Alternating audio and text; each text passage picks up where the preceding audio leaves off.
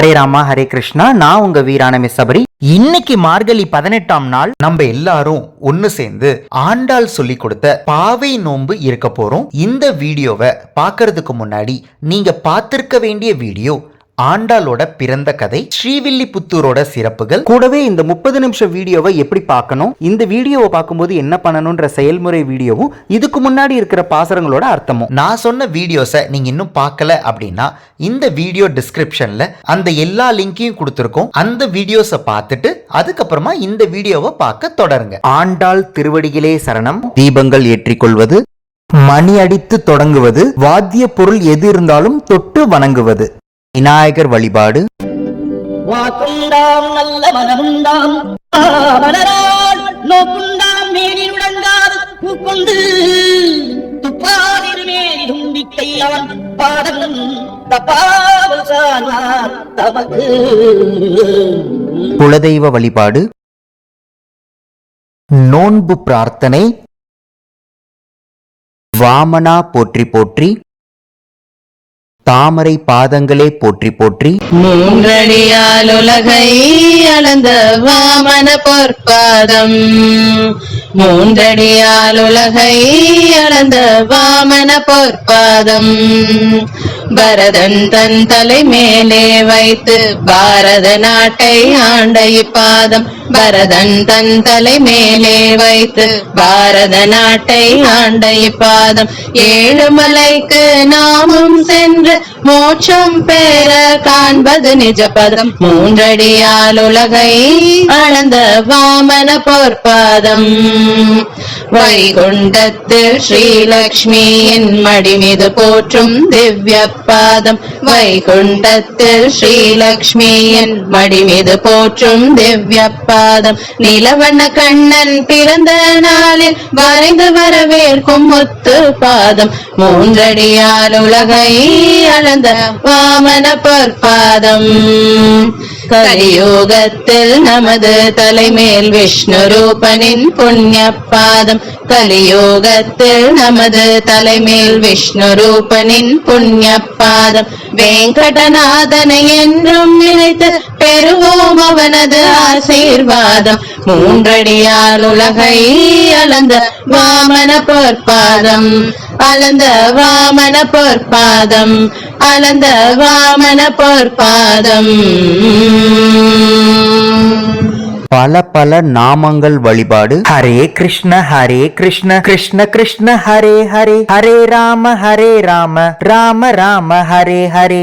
காலநேமினிஹ வீரஹ शौर्य शूरजनेश्वरः त्रिलोकात्मा त्रिलोकेशः केशवः केशिः हरिः कामदेवः कामपालः कामी कान्तः कृतागमः अनिर्देश्य वपुर्विष्णुर्वीरो नन्तो धनञ्जयः ब्रह्मण्यो ब्रह्मकृद् ब्रह्मा ब्रह्म ब्रह्मविवर्धनः ब्रह्मविद् ब्राह्मणो ब्रह्मी ब्रह्मज्ञो ब्राह्मणप्रियः महाक्रमो महाकर्म महातेजा महोरगः महाक्रतुर्महायज्वा महायज्ञो महाहविः. ஸ்ரீராம ராம ராமேதி ரமே ராமே மனோரமே சஹஸ்ரநாம தத்துல்யம் ராம நாம வரானனே. இப்போ நம்ம திருப்பாவை பாசுரம் 18ல் இருக்கோம். ரொம்ப அழகான பாசுரங்களாக போயிட்டுருக்கு. முதல்ல 17 பாசுரம் பார்த்துட்டோம். முதல் 5 ஒரு மாதிரி ஒரு கண்டென்ட்டில் இருந்துச்சு, அதுக்கப்புறம் ஒரு 10 ஒரு கண்டென்ட்டில் இருந்துச்சு, அதுக்கப்புறம் 16 17 16 வந்து பார்த்திங்கன்னா ஜெயா விஜயா கிட்ட உத்தரவு வாங்குற மாதிரி ஒரு பாசுரம், 17 மாமியார் வீட்டு பெருமைகளை பேசுகிற மாதிரி ஒரு பாசுரம், 18வது பாசுரம் ரொம்ப ஸ்பெஷலான பாசுரம். ஏன் அப்படின்னா இது பிராட்டியை பற்றி பேசுகிற பாசுரம். அந்த பாசுரத்தை முதல்ல நம்ம பார்த்துடலாம், அதுக்கப்புறம் ஒவ்வொரு வரியாக அர்த்தம் பார்க்கலாம். உந்துமத களிற்றன் ஓடாத தோல்வழியன் நந்தகோபாலன் மருமகளே நப்பின்னாய், கந்தம் கமுளும் குழலி கடைத்திரவாய் வந்து எங்கும் கோழி அலைத்தனக்கான் மாதவி பந்தல் மேல் பல்கால் குயிலினங்கள் கூவினக்கான் பந்தார் விரலி உன் மைத்துனன் பேர்பாட செந்தாமரை கையால் சீரார் வலை ஒளிப்ப வந்து திறவாய் மகிந்தேலோர் எம்பாவாய் அப்படின்ற அழகான பாசுரம். இந்த பாசுரத்தில் நம்ம ஒவ்வொரு வரியாக அர்த்தம் பார்க்கலாம். உந்து மத களிற்றன் அப்படின்னா இந்த மதம் பிடிச்ச யானைகள் எல்லாம் வச்சுட்டு இருந்தாராம். யாரு அப்படின்றத அடுத்து சொல்கிறாங்க. நந்தகோபாலனை தான் சொல்கிறாங்க. நந்தகோபாலன் எப்படிப்பட்டவர் அப்படின்னா உந்து மத களிற்றன் அப்படின்னு பார்த்தீங்கன்னா மதம் பிடிக்கிற யானைகள் இருக்கு இல்லையா, மதம் பிடிச்ச யானைகள் இல்லை, மதம் பிடிக்கிற யானைகளை கையாலேயே தள்ளக்கூடிய அளவுக்கு வலிமை உள்ளவராம். எப்படி வந்து அப்ரிஷியேட் பண்ணியிருக்காங்க பாருங்க. நந்தகோபாலன் வந்து சாதாரண ஆள் இல்லை, மதம் பிடிக்கிற யானையையே கையால் அப்படி தள்ளுவாராம். அந்த மாதிரி வந்து வலிமை உள்ள ஒரு மனிதன் தான் வந்து பார்த்தீங்கன்னா நந்தகோபாலன். ஓடாத தோல்வலியன். ஓடாத தோல்வலியன்னா புறமுதுக காட்டி ஓடுவாங்கன்னு சொல்லுவாங்க இல்லையா, அந்த மாதிரிலாம் செய்ய மாட்டார். ஓடாத தோல்வலியன். தோல்வலியன்னா இந்த பாகுபலி அப்படிம்பாங்கள்ல, அந்த மாதிரி தோள்களை உடையவன், பாகுபலி போல். ஓடாத தோல் வலியன் நந்தகோபாலன் மருமகளே அப்படின்றாங்க. இப்போ நம்ம நிறைய இடத்துல பார்த்துருப்போம், இந்த மாமியாருக்கும் மருமகளுக்கும் தான் எப்பயுமே வந்து பார்த்திங்கன்னா ஒரு ஜாயிண்ட் பண்ணி பேசுவாங்க. ஏன்னா வந்து பார்த்திங்கன்னா அவங்க ஒத்துமையாக இருக்கணும், அவங்க ஒத்துமையாக இருந்தால் குடும்பம் நல்லாயிருக்கும், ஒருத்தருக்கு ஒருத்தர் அனுசரித்து போகணும் அப்படின்ற மாதிரி தான் சொல்லுவாங்க. ஒரு மருமகள் வந்து மாமியாரை தன்னோட அம்மாவாக பார்க்கணும், மாமியார் வந்து தன்னோட மருமகளை ஒரு பொண்ணாக பார்க்கணும், தன்னோட பெண்ணாக பார்க்கணும் அப்படின்ற மாதிரிலாம் நம்ம பார்த்துருக்கோம்.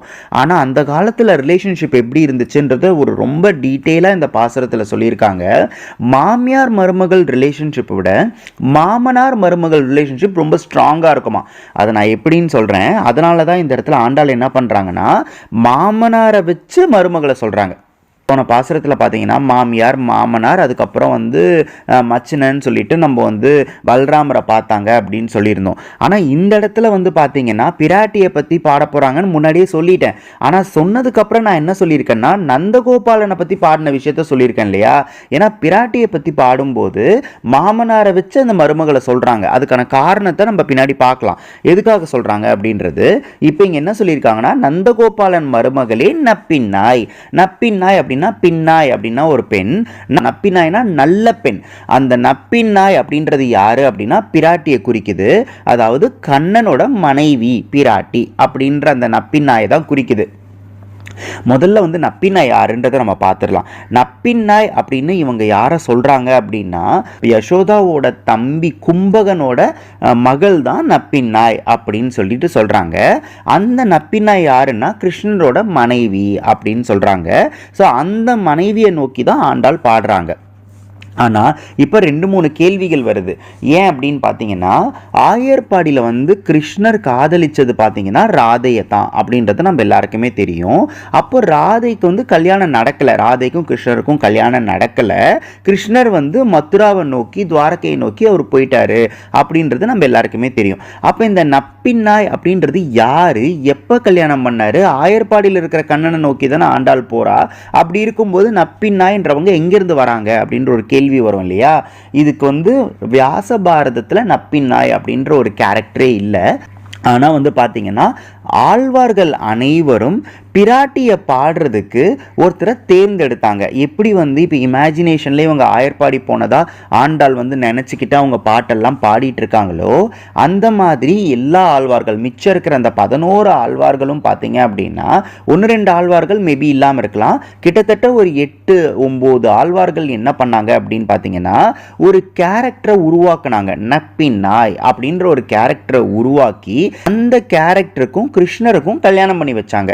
அந்த கேரக்டருக்கு கிருஷ்ணருக்கும் கல்யாணம் பண்ணி வச்சு அவங்கள பிராட்டியாவே அவங்க வந்து ட்ரீட் பண்ணாங்க. அந்த கேரக்டர் எப்படி உருவாக்குனாங்கன்னா நப்பின்னாய்ன்றது வந்து நீலாதேவி வந்து பெருமாளோட மனைவி, நீலாதேவியோட அவதாரம். அது ஆண்டாள் பிறக்கிறதுக்கு முன்னாடியே ஆண்டாள் வந்து ஆழ்வார்கள் முதல் ஆழ்வார் உருவாகிறதுக்கு முன்னாடியே பிறந்திருந்தாங்கன்னா ஆண்டாளை வச்சு தான் பாடியிருப்பாங்க. ஆனால் ஆண்டாள் வந்து 11 ஆழ்வார்களும் உருவானதுக்கப்புறம் 12வது ஆழ்வாராக தான் வந்து ஆண்டாள் வந்து பிறந்தாங்க. அதனால் அதனால பார்த்தீங்கன்னா ஆண்டாள் பிறக்கிறதுக்கு முன்னாடியே ஒரு பிராட்டியை இவங்க உருவாக்கி நீலாதேவியோட அவதாரம் தான் வந்து நப்பின்னாய். அந்த நப்பின்னாய்க்கும் கிருஷ்ணருக்கும் கல்யாணம் நடந்துச்சு அப்படின்னு பண்ணாங்க. ஏங்க இந்த மாதிரி செஞ்சாங்க? அது அந்த மாதிரி ஒரு கேரக்டரை உருவாக்கலாமா அப்படின்னா அது யசோதைக்கு கொடுக்குற மரியாதையாக அவங்க நினச்சாங்க. ஏன்னா யசோதா வந்து டோட்டலாக இந்த கிருஷ்ணாவதாரம் முடியும் போது கிருஷ்ணர்கிட்ட நான் ஆயர்பாடியில் இருந்தேன், ஆயர்பாடியில் நீ ஒரு கல்யாணம் பண்ணிக்கணும்னு கேட்டேன், எங்களால் அதை செஞ்சு வைக்க முடியல, ஏன்னா நாங்கள் குரு கிட்ட உங்களை கூட்டிகிட்டு போனோம், குரு வந்து உன்னை வந்து துவாரகையை நோக்கி அனுப்பிட்டாங்க, அதுக்கப்புறம் நீ ஆயர்பாடி வரவே இல்லை, அதனால் இப்போ நான் வந்து உன்னோட கல்யாணம் எதுவுமே நான் பார்க்கல. ஒரு அம்மா அப்பாவுக்கு ரொம்ப பெரிய சந்தோஷம் என்னவா இருக்கும் அப்படின்னு பார்த்தீங்கன்னா குழந்தைகளோட கல்யாணத்தை கண் முன்னாடி பார்க்கணும் அப்படின்ற ஆசை தான் எப்பயுமே இருக்கும். அப்படி இருக்கும்போது உன்னோட கல்யாணத்தை நாங்கள் பார்க்கவே இல்லை. நீ வந்து மதுராவுக்கு வந்ததுக்கப்புறம் துவாரகைக்கு வந்ததுக்கப்புறம் நிறைய பேரை கல்யாணம் பண்ணியிருக்கலாம், ஆனால் நான் அந்த கல்யாண உற்சவத்தை பார்க்கலையே அப்படின்னு யசோதா சொல்லும்போது கிருஷ்ணர் வந்து கவலைப்படாதீங்க, அடுத்த ஜென்மத்தில் நான் ஒரு அவதாரம் எடுப்பேன், அந்த அவதாரத்தில் நீங்களே எனக்கு அம்மாவாக இருந்து எனக்கு நீங்களே உங்கள் கையால் கல்யாணம் பண்ணி வைப்பீங்க அப்படின்னு சொல்லி அதுக்கப்புறம் அடுத்த ஜென்மத்தில் வந்து யசோதா வக்குலாதேவியாக பிறந்தாங்க அப்படின்னு ஒரு கதை இருக்குது. வக்குலாதேவியாக பிறந்து வக்குலாதேவி மகன் ஸ்ரீனிவாச திருக்கல்யாணம் வந்து பத்மாவதி தாயாரோட பண்ணி வச்சாங்க. அது வக்குலாதேவியோட தலைமையில தான் நடந்தது. அந்த வக்குலான்றது இப்போ எங்கே இருக்காங்க அப்படின்னு பார்த்தீங்கன்னா திருப்பதி மலையில் அவங்க ஒரு சன்னதியில் இருந்துக்கிட்டு அவங்க வந்து பெருமாளுக்கு கொடுக்குற அனைத்து நெய்வேத்தியங்களும் பார்த்தீங்கன்னா வக்குலாதேவியோட கண் பார்வையில் தான் தயாரிக்கப்படும். முதல்ல வக்குலாதேவியோட கண் பார்வையில் எல்லா நெய்வேத்தியங்களும் தயாரிக்கப்பட்டு அதுக்கப்புறம் அந்த நெய்வேத்தியம் முதல்ல வந்து வராக சுவாமிக்கு போய் நெய்வேத்தியம் பண்ண வச்சு அதுக்கப்புறம் தான் பெருமாளுக்கு அது நெய்வேத்தியம் பண்ணப்படும். இப்போவும் அதுதான் வந்து வழக்கமாக இருக்குது. அது இல்லாமல் வக்குலாதேவிக்கு வந்து திருமலைக்கு பக்கத்திலே இன்னொரு தனி மலையில் அவங்களோட கோயிலும் இருக்குது. அங்கிருந்து அவங்க திருப்பதியை கண்காணிக்கிறாங்க அப்படின்னு சொல்லப்படுது. ஸோ அதனால் வந்து பார்த்தீங்கன்னா நம்மளுக்கு தெரிஞ்ச வரைக்கும் யசோதா வந்து கிருஷ்ணரோட திருக்கல்யாணத்தை பார்க்கல துவாபர யுகத்தில். ஆனால் ஆழ்வார்கள் எல்லாம் யசோதைக்காக துவாபர யுகத்திலேயே யசோதா வந்து கிருஷ்ணரோட திருக்கல்யாணத்தை பார்த்த மாதிரி நப்பின்னாய் அப்படின்ற ஒரு கேரக்டர் உருவாக்கி இவங்க வந்து நீலாதேவியோட அவதாரம் அப்படின்றத புரிய வச்சு அந்த நீலாதேவியோட அவதாரமான நப்பின்னாய்க்கும் கிருஷ்ணருக்கும் யசோதா கல்யாணம் பண்ணி வச்சாங்க. ஸோ யசோதாவோட வீட்டிலேயே நப்பின்னாய் வந்து மருமகளாக இருந்தாங்க அப்படின்ற மாதிரி ஆழ்வார்கள்லாம் நிறைய பாடல்கள் பாடியிருக்காங்க. அந்த பாடல்கள் எல்லாமே 4000 திவ்ய பிரபந்தங்களில் வந்துடுது. அந்த மாதிரி அதெல்லாம் பாடினதுனால இப்போ வந்து கண்ணனோட கதைகள் எல்லாம் ஆண்டாளுக்கு எப்படி தெரியும்?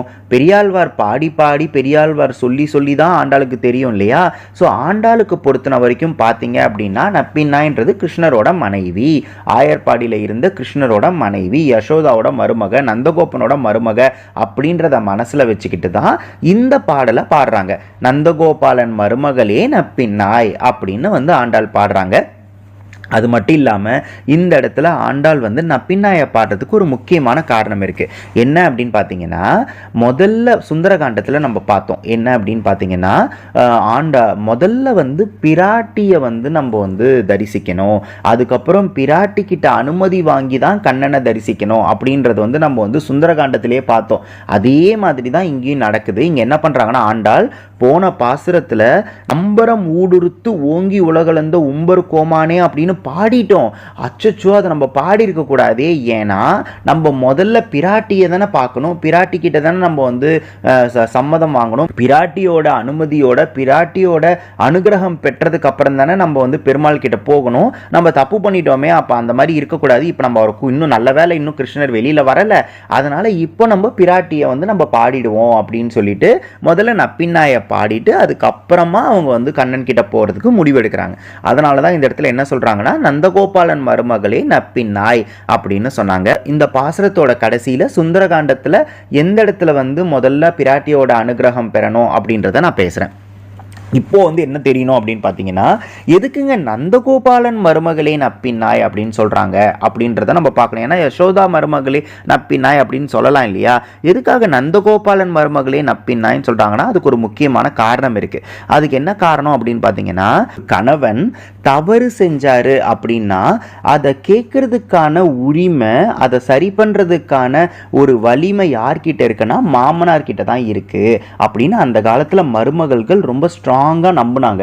ஏன்னா ஒரு மனைவியால் கணவர்கிட்ட ஒரு விஷயத்தை சொல்லி மாற்றணும்னு ட்ரை பண்ணும்போது அவங்க உதாசீனப்படுத்துறதுக்கான வழி இருக்குது, ஒரு ஒரு ஒரு சான்ஸ் இருக்குது. அவங்க வந்து இல்லை நீ சொல்கிறதெல்லாம் சரியில்லை அப்படின்னு சொல்கிறதுக்கான வாய்ப்பு இருக்குது. அப்போ வந்து எதிர்த்து பேசினா சண்டையில் போய் முடிஞ்சிடும். அதனால் என்ன பண்ணுவாங்க அப்படின்னா, மாமனார்கிட்ட சொல்லி கணவரை வழிநடத்தி கொடுங்க, இது இந்த விஷயத்தை உங்கள் பையனை செய்ய வைங்க, இந்த விஷயத்தில் அவரை கரெக்ட் பண்ணி கொடுங்க அப்படின்னு கேட்டு மாமனார் தான் அந்த பையனை வந்து அதை கரெக்ட் பண்ணுவாங்களாம், கரெக்ட் பண்ணி கொடுப்பாங்களாம்.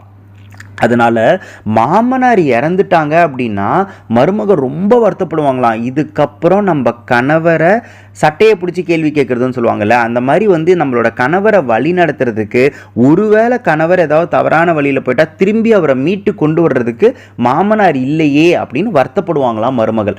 அந்த அளவுக்கு வாழ்ந்திருக்காங்க அந்த காலத்தில்.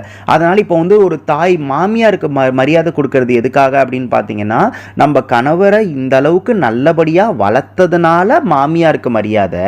ஆனால் இதுக்கப்புறம் அவர் தவறு செஞ்சுட்டா அதை சரி பண்ணி நல்வழிக்கு கொண்டு வர்றதுக்கான எல்லா வலிமையும் இருக்கிற அந்த மாமனாருக்கு மரியாதை.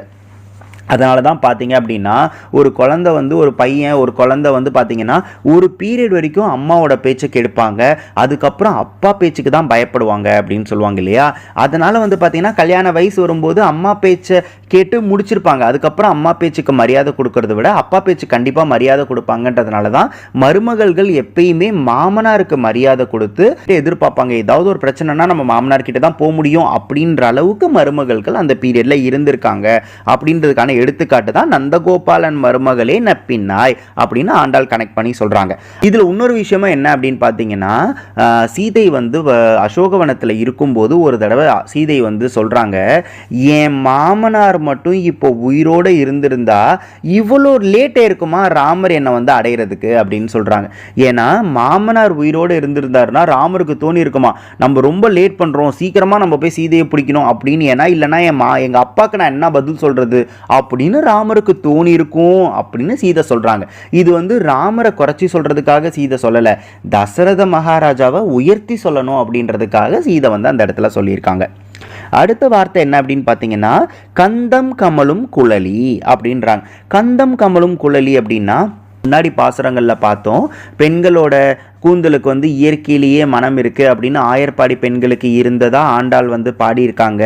அதே மாதிரி வந்து அது வந்து அம்பாள் குறை தீர்த்த பாசுரம் அப்படின்றதையும் பார்த்தோம் இல்லையா. அதை தான் இன்னொரு இடத்துல ரெஜிஸ்டர் பண்ணுறாங்க. நப்பின் நாய்க்கு எப்படி இருக்கும் கூந்தல்னா, கந்தம் கமலும் குழலி அப்படின்னா எந்த அளவுக்கு வாசனையாக இருக்கும் அப்படின்னு பார்த்தீங்கன்னா, இந்த கூந்தலில் பூ வச்சா இந்த கூந்தலோட மனம் வந்து அந்த பூக்கு போய் டிரான்ஸ்ஃபர் ஆகுமா, அந்த பூக்கே எக்ஸ்ட்ராவாக ஒரு வாசம் வருமா.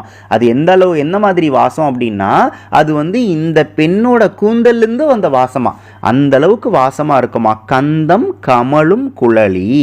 கடை திறவாய் அப்படின்னா வந்து கதவை திறங்க அப்படின்னு சொல்கிறாங்க.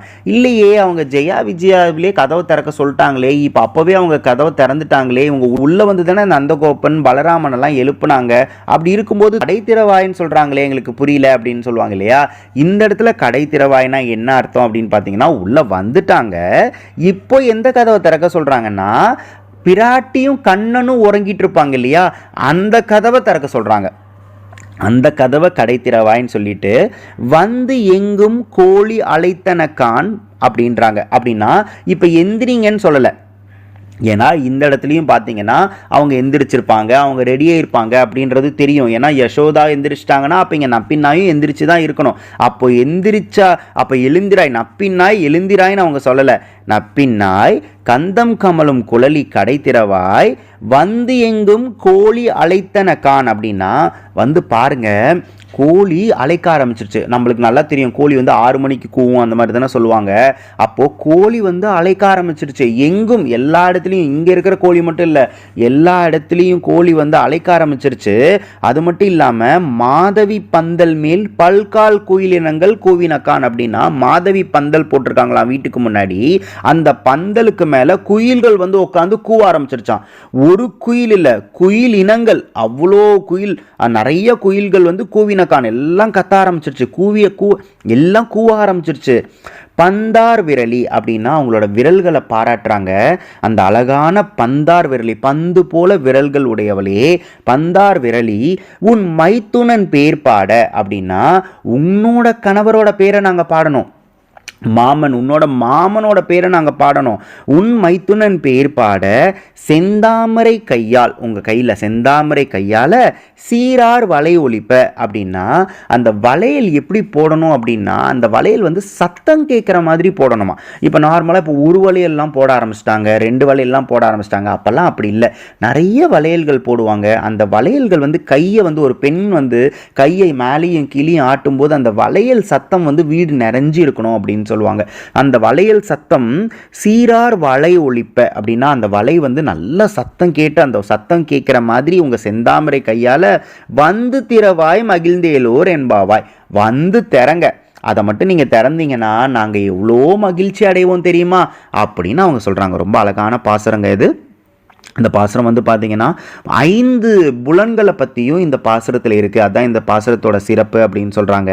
உங்களோட சீரார் வலை ஒலிப்ப அப்படின்னு பார்த்தீங்கன்னா என்ன இந்த இடத்துல சொல்ல வராங்க அப்படின்னா, நீங்கள் வந்து உங்களோட வளையலை வந்து அந்த சத்தம் பண்ணும்போது நாங்கள் காதில் கேட்போம் இல்லையா, அது எவ்வளோ சந்தோஷத்தை கொடுக்கும். அந்த சீரார் வலை ஒலிப்ப அந்த சத்தம் இருக்கு இல்லையா, அது எங்கள் காதுகளுக்கு இனிமையாக இருக்கும்.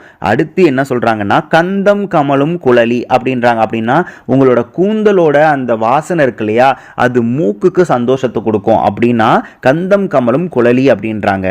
அடுத்து என்ன சொல்றாங்கன்னா வந்து திறக்கும் சொல்லும்போது நீங்க வந்து திறப்பீங்க இல்லையா, அப்போ உங்களை பார்ப்போம் இல்லையா, அப்ப கண்களுக்கு சந்தோஷம் கொடுக்கும்.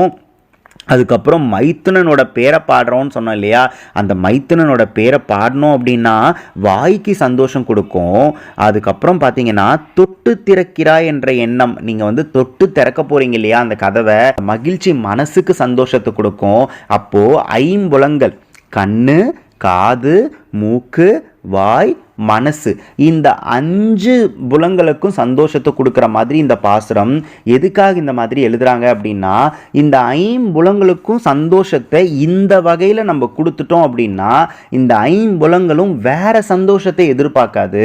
அப்போ வேற எந்த தவறுமே யாருமே செய்ய மாட்டோம். ஏன்னா இந்த 5 புலங்களுக்கு சந்தோஷம். அதாவது என்ன சொல்றாங்கன்னா ஏதாவது ஒரு தவறு நடக்குது அப்படின்னா இந்த 5 புலங்களுக்கு ஏதோ ஒரு புலனுக்கு அவனுக்கு சந்தோஷம் கிடைக்குது, அதனால தான் அவன் தவறு பண்றான். அப்போ இந்த 5 புலங்களுக்கும் எப்பயுமே சந்தோஷம் கிடைக்கிற மாதிரி விஷயங்கள் நடந்துருச்சு அப்படின்னா அவன் தவறே செய்ய மாட்டான்.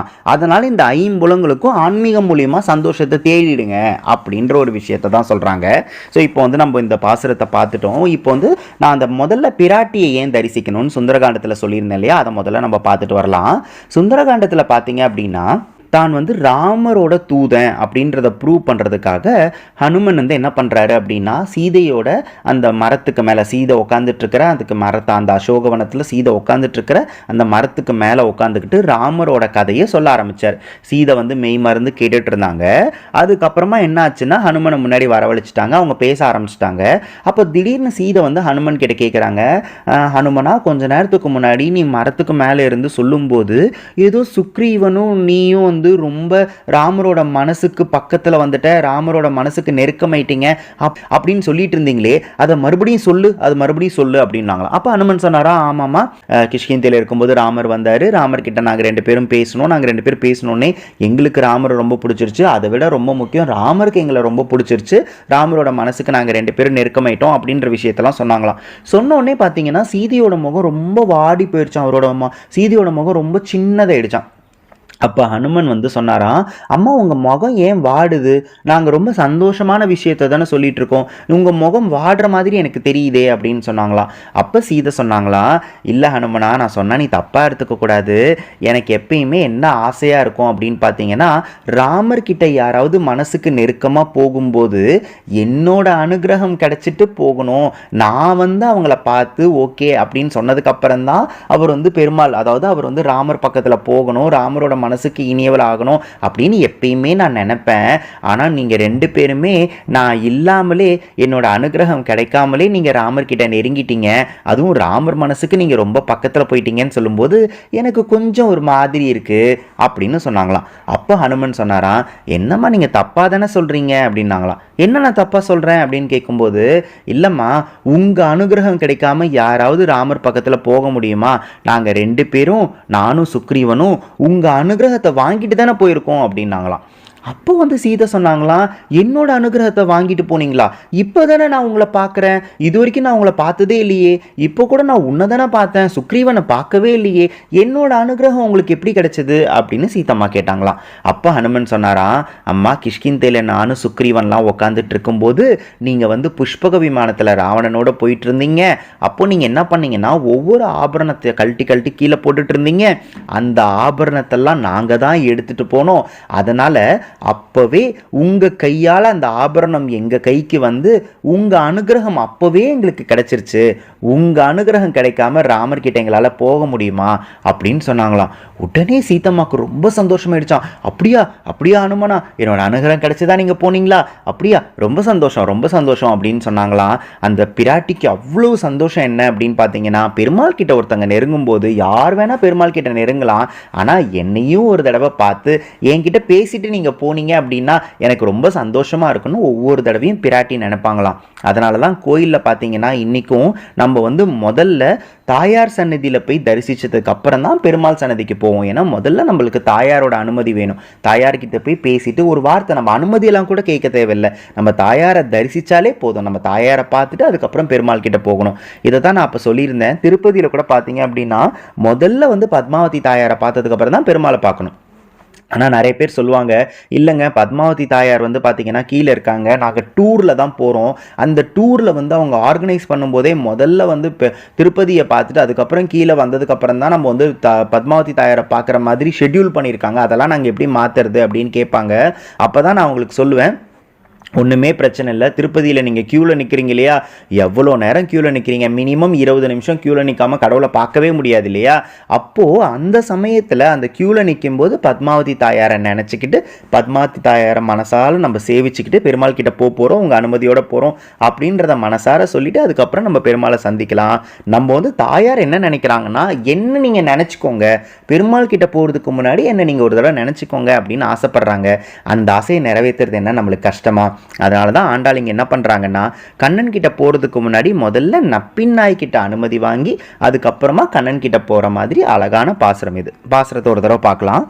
உந்துமத களிற்றன் ஓடாத தோல்வழியன் நந்தகோபாலன் மருமகளே நப்பின் நாய் கந்தம் கமுழும் குழலி கடைத்திரவாய் வந்து எங்கும் கோழி அழைத்தனக்கான் மாதவி பந்தல் மேல் பல்கால் குயிலினங்கள் கூவினக்கான் பந்தார் விரலி உன் மைத்துனன் பேர் பாட செந்தாமரை கையால் சீரார் வலை ஒளிப்ப வந்து திறவாய் மகிந்தேலோர் எம்பாவாய். நம்ம வந்து ஒவ்வொரு பாசுரத்தையும் பார்க்கும்போது அதோட டைமிங்கை கெஸ் பண்ணி போட்டுட்டு இருக்கோம். 16வது பாசுரத்திலிருந்து 20வது பாசுரம் வரைக்கும் நம்ம 5:35 5:45 AM அப்படின்னு வச்சுக்கலாம். இன்னைக்கு பாசுரத்துல நம்மளுக்கு ஒரு எக்ஸ்ட்ரா பாயிண்ட் கிடைச்சிருக்கு. என்ன அப்படின்னு பாத்தீங்கன்னா, எங்கும் கோழி அழைத்தினக்கான் அப்படின்னு சொல்லியிருக்காங்க. அப்படின்னா பாத்தீங்கன்னா கோழி வந்து எத்தனை மணிக்கு கூவும் அப்படின்றது நம்ம எல்லாருக்குமே ஒரு ஐடியா கிடைக்கும். அது வந்து 5:45 6 o'clock அந்த மாதிரி தான் கூவும் இல்லையா.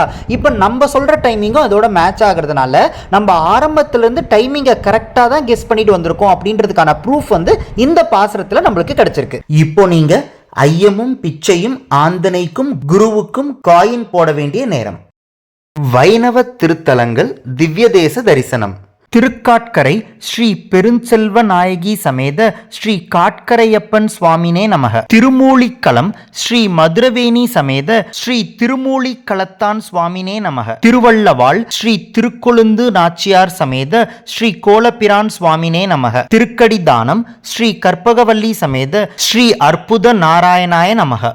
ஆரத்தி பாடல். వెంకటేశన్ నీ నామం ఎంత మధురమో గోవింద నీ కీర్తన సుదల సారము కమలనాభని పదములు ఎంత మధురము కమలనాథని శరణం ఎంత మధురము కరుణపురియని కన్నులు ఎంత మధురము కామితాలు నీ చూపు ఎంత మధురము.